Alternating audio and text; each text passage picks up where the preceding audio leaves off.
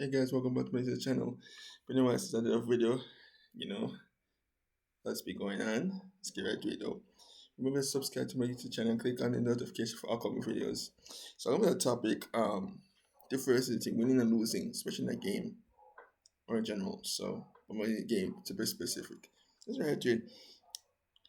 I mean, when you win and you lose, it's two different kind of fish. Your reaction is different. It depends on your personality, how you are, especially when you play in a game or you're in a competition against your opponent and all that in there. So it just comes down to that a lot of times. When you win, of course, we all know how it is. It's sweet, sweet as heck. You laugh, you celebrate, and you add it in. And if you have tears, it's have joy. When you lose, however, like I said, it depends. If you're that person who, wait 1 second. I'm like, yeah, so if you lose, however, and if you're the type that's very competitive, then the losing price will sting. It might sting, especially ego. Being competitive, that's not wrong being competitive, but it has three sides to it. I mean, in a game's a game, and you should aim to have fun, no matter what. So if you're competitive and it seems that you want to win, you know how to win and not how to lose. I think you have to know the both. You have to know how to win, you know how to lose as well, because it is like go hand in hand. So it's a balance pretty much.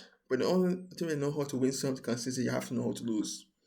So that's why knowing how to lose is important for reasons, because like if you ultimately want to be good at something, you first gotta know how to like fall down before you know how to get back up regularly.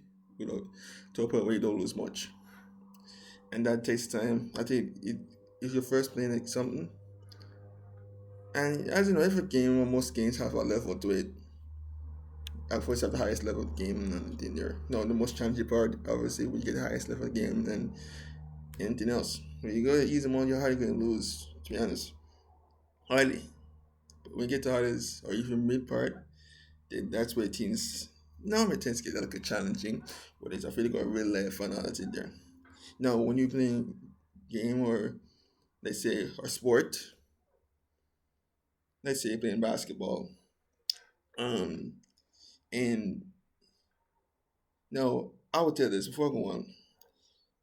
There are moments where a game will come more than it's not just a game. I'll give an example. If you play basketball, you play in a tournament, and you're in a knockout stage. Then it's not just a game. A knockout stage games is a different beast. It's not the same as just a regular game or anything like that. Knockout stage is like a win or go home. Now, whether it's just one time, one and out, or in a series, either way, you're in a situation where this is another thing because modern game is where it's high stakes. As you go down the wrong in the knockout stage, then after a while, the stage gets higher, higher till you get to the final, which we know. Oh no, the final is the highest stakes of them all because that's where all the most was pretty much being put on the table, and that's for the trophy that you're trying to play for. So again, it really comes on to the personality, and losing a final, it really sting. And I've noticed whether they play basketball, football, or any other sport, somebody always when losing, men and women tend to always end up in tears most of the time because considering how much work they're putting prior to the tournament, whether it's football, basketball. Well, I'm watching World Cup now. I watch basketball before I get to World Cup. I guess the basketball, I've watched basketball really, NBA to be specific. I also watch college basketball. Most of the time, the tournament is, they call it March Madness. And most of the time, it's one and done until you get to national championship. And you have to play rounds, and the first round, you have Sweet 16, and then dinner. You watch nothing else since a while, so I kind of know what it's about. Also, I went to basketball and NBA. No, in the NBA or WNBA, when you get to playoff time, from the first one to the finals, you're in a series. You basically have to beat your opponent 4 times to move on to each round and on the dinner. So you have the East and the West. Western Conference. So when you have two conferences, you play the Eastern Conference in the regular season twice. Within your own conference, depends like if you're in like a group or whatever, you play a team three or four times, four time max. And when you get to play against your own conference, then you have like a scouting report on you. So they can focus here for like 2 weeks and all of them there. It's every night, a day or two even if you're lucky. But like I said, as the run go along, they say tend to get higher, and you play. If you get to the finals, you play from the other conference, and the best of seven to see who wins the NBA championship and all up in there. So yeah, that's what come back to that. Also, World Cup now. I've been watching World Cup. Really, I think 2006, but really 2010. So it means World Cup to be specific, and I see really good matches. Now, like I said, knockout stages, we're saying it as of late, it's a different beast in a way that you play better teams. And the match it will become smaller as you're going along because you're playing better teams. And however you play, you have to improve as you go along because you can't play the same way you played the other team previously. And this that team has the same similar team the other team had before. And other team did. Even then you still have to change up again your play style. Now if you're a type of team that's reserved, you got to get work. But like it depends on your opponent. If you play against a team that's very suspect in scoring, maybe and they intend to make mistakes, that might like it work because teams that reserve a lot of always look for mistakes for them to take advantage of. But teams who are very critical, clinical and goal and all that in there, that's a completely different thing. And what I've noticed when you score against a reserve team first, don't have to change the game plan in itself to try to get back the game. None of can do that reserve game. You have to try to attack all of a sudden and out of danger. Especially like if you want to get back to the game and then danger. So reserve if you no attacking being press has flip sides to it. Now I've realized also with team lead they tend to play back. Now I've learned this long enough. If you constantly watching put pressure on you, eventually going to make mistakes, you're gonna just get scoring on because you can't only stock up so much pressure at the end of the day. You know? Just my good difference is you keep love very good team that your difference get crack eventually. Seeing certain teams they just see that little opening. They don't need much room, half a yard. But teams or players like that are scary. So yeah, what you make is really good. The last World Cup, men's World Cup, I was waiting for Argentina to win. Now, I'll tell you this. I'm sure y'all will get it this. When you're really rooting for a team, no, if you're not rooting for any team at all, then and you're just a World Cup fan in general, then you probably won't get as nervous person if you were worried for one particular team. It's a different beast, man. When I was with Argentina, they were getting on my nerves pretty much throughout the entire tournament. Especially from the first game when they lost to Saudi Arabia. You kind of knew they lost too because I'm like, the way they play, I'm like, might as well prepare for Mexico because, yeah, Saudi Arabia team is well too organized. Yeah, not playing fast. They play kind of up to your outside in the first half. They just started in the second half, but still.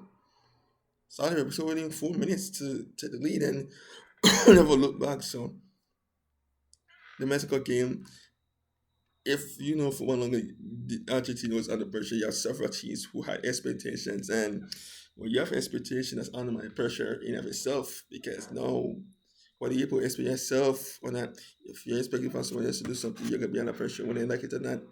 And the game against Mexico was pressurizing because you're and the group stage is the World Cup is brutal too because you only have 3 games. So if you lose the first one to even move on, you have to win the next two. Don't worry about it.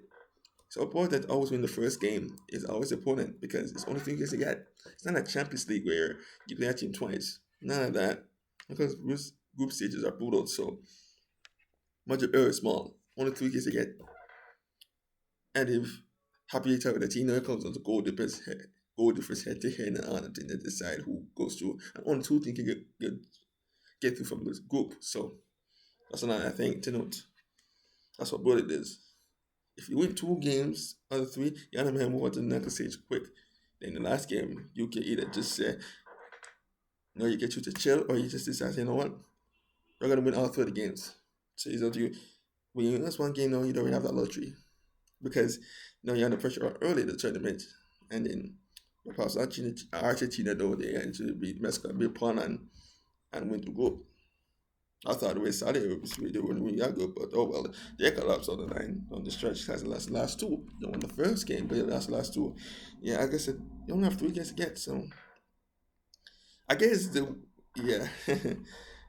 It's a different beast, man. The group stage is a different beast because and Spain did it. They lost the first game and won the whole tournament. So the defense was impressive for the knockout stages.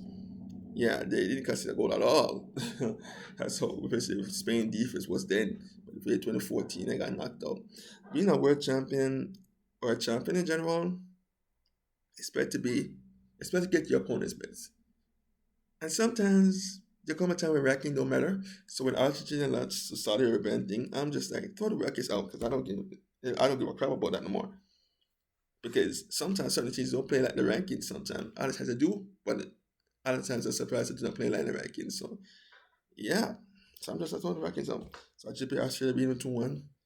The next game, yo, even when they're leading 2-0, they were making it was pretty much all game because you keep giving free kicks. And I'm like, if you're gonna give a free kick, no, you gotta give up something.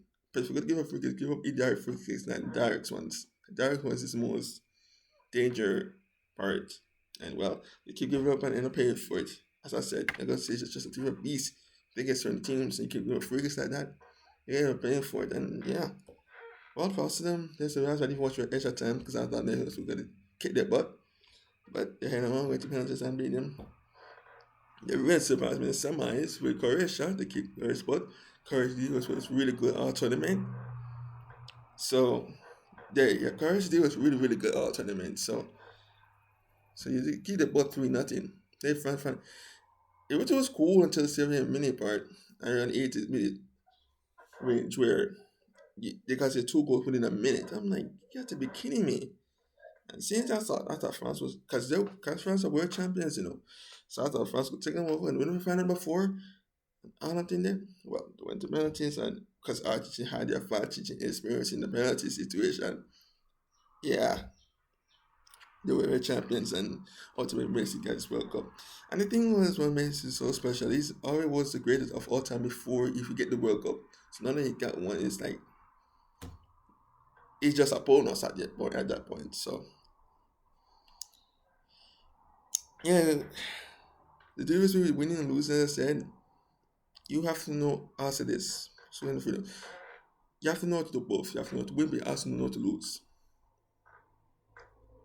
Yeah, losing can be painful, granted, it can be.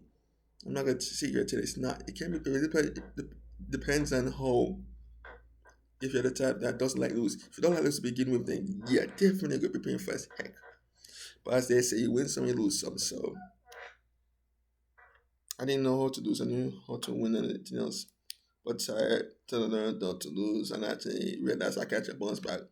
It comes to mentality too. If you know you can bounce back from losing, because in a final of a game or in a sport you play, and you can bounce back from all of that, then you're mentally tough because, or you play box or your box, you do boxing and you get your butt kicked badly, and you someone bounce back from that ain't easy because you have to be mentally tough to pull those things off. And did you get me? So or tennis in a final or yeah, that's big and get blown by. Yeah, you can affect it psychologically. You can body it, but you might need tears even because they put in the work. Which is why the crime makes sense versus require men and women is because they put in the work in training and and we play the same opponents who wants to win. It just comes down to who wants it more a lot of times, especially if it's equal and who lays a lot of times who makes the less mistakes wins. So we play and also as we go on around the market area is small and up in there. So you have to consider that as well and everything else. If there's anything I ever said about the winning and losing part, you guys can comment down below. Send out my video, I might do another video before they're done. So or I might do one Saturday, so another video. Remember to subscribe to my YouTube channel and click on the notification for upcoming videos.